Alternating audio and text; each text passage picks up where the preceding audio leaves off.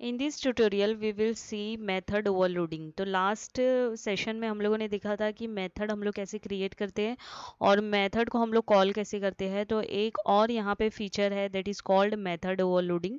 तो ये हम लोग देखेंगे कि मेथड ओवरलोडिंग क्या होता है और उसको कैसे क्रिएट करेंगे, कैसे यूज़ करेंगे। So let's start. तो मेथड ओवरलोडिंग क्या होता है कि जब दो मेथड या दो से ज़्यादा मेथड का नाम जो है वो सेम रहे, मतलब सेम मेथड नेम है, तो हम लोग उसको मेथड ओवरलोडिंग बोल सकते हैं। जैसे कि मेरे पास एक मेथड है डिस्प्ले नेम का, फिर एक और मेथड है डिस्प्ले नेम का। जैसे कि डेफिनेशन में है कि दो मेथड का नेम या दो से ज़्यादा मेथड का नेम सेम रहेगा तो हम लोग उसको क्या बोलते हैं, मेथड ओवरलोडिंग। लेकिन यहाँ पे क्या होना चाहिए कि डिफरेंट पैरामीटर होना चाहिए। जैसे अभी ये है तो मैं इसको मेथड ओवरलोडिंग नहीं बोलूँगी क्योंकि ये एग्जीक्यूट ही नहीं होगा। क्योंकि देखो यहाँ पे मैंने मेथड क्रिएट किया, जब मैं इसको कॉल करूँगी तो कौन सा मेथड कॉल होगा, है ना। तो इसके लिए हम लोग को क्या करना है, हम लोग को पैरामीटर जिसको हम लोग बोल सकते हैं सिग्नेचर, सिग्नेचर अलग होना चाहिए। जैसे यहाँ पे मैंने दिया इंट ए और यहाँ पे मैंने दिया फ्लोट ए, तो इसको मैं क्या बोल सकती हूँ, ये हम लोग यूज कर सकते हैं, ये this is called method overloading. या फिर यहाँ पे मैंने कोई पैरामीटर पास नहीं किया है और यहाँ पे एक पैरामीटर पास किया है, तो ये भी क्या होगा, मेथड ओवरलोडिंग होगा। तो हम लोग इसका एग्जांपल देखते हैं, इजीली समझ में आ जाएगा। इंटरव्यू में आपको क्वेश्चन पूछा जा सकता है कि मेथड ओवरलोडिंग क्या होता है। तो हर एक प्रोग्रामिंग लैंग्वेज में सेम यूज़ है कि मेथड ओवरलोडिंग कब यूज़ करोगे आप, जब आपको मेथड का नेम सेम देना है बट आर्ग्यूमेंट अलग अलग रहना चाहिए।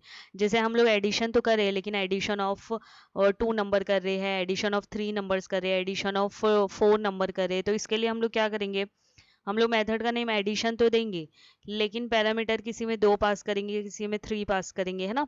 तो ये क्या हो गया, हम लोगों को मेथड का नेम हम लोगों को सेम रखना है लेकिन पैरामीटर आर्ग्यूमेंट हम लोगों को क्या करना है, अलग देना है। इसके लिए हम लोग क्या यूज करेंगे, मेथड ओवरलोडिंग।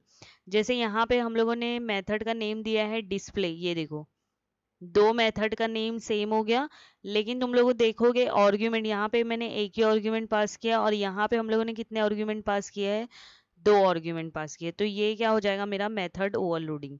तो यहाँ पे ये जो है हम लोगों का मेथड, ये क्या है, स्टैटिक है। तो स्टैटिक मेथड आपको मालूम है, पहले भी मैंने बताया है लास्ट लेक्चर में कि मेथड स्टैटिक अगर हो, स्टैटिक मेथड है तो आप क्या करोगे, ऑब्जेक्ट क्रिएट करने का ज़रूरत नहीं है, डायरेक्टली आप उसको कॉल करोगे। तो देखो यहाँ पे ये जो डिस्प्ले है हम लोगों ने डायरेक्टली कॉल किया, तो ये जो 1 है ये 1 किसको चला जाएगा, ए को, मतलब यहाँ पे प्रिंट होगा आर्ग्यूमेंट्स 1। और 1 यहाँ पे 1 और 4 ये वाला मेथड एग्जीक्यूट होगा तो 1 का वैल्यू किसको असाइन हो जाएगा, ए को, और 4 जो वैल्यू है वो बी में चला जाएगा, सेव हो जाएगा। तो यहाँ पे आंसर आएगा, आउटपुट आएगा आर्ग्यूमेंट 1 एंड 4।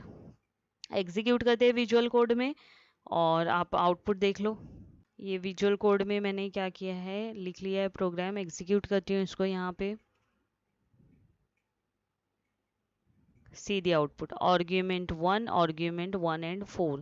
तो मेथड ओवरलोडिंग क्या होगा, same method name but different signature, या आप बोल सकते हो same method name but different argument, या बोल सकते हो same method name but different parameters. ऐसे नहीं है कि आप सिर्फ मेथड का नेम सेम दो और पैरामीटर भी सेम पास करो। जैसे यहाँ पे इंट ए दिया तो यहाँ पे भी इंट ए दो, तो वैसे नहीं चलेगा, आपको डिफरेंट सिग्नेचर देना कंपलसरी है।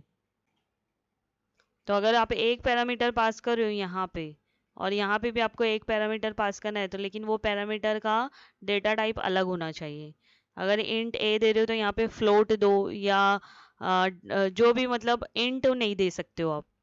तो ये हो गया आपका मेथड ओवरलोडिंग का सिंपल एग्जाम्पल दे दिया है मैंने, यहाँ पे बता दिया है। अगर आपको कोई भी डाउट या आपको कोई और क्वेश्चन है तो आप कमेंट में लिखो, मैं उसका एक वीडियो बनाऊंगी। Thank you.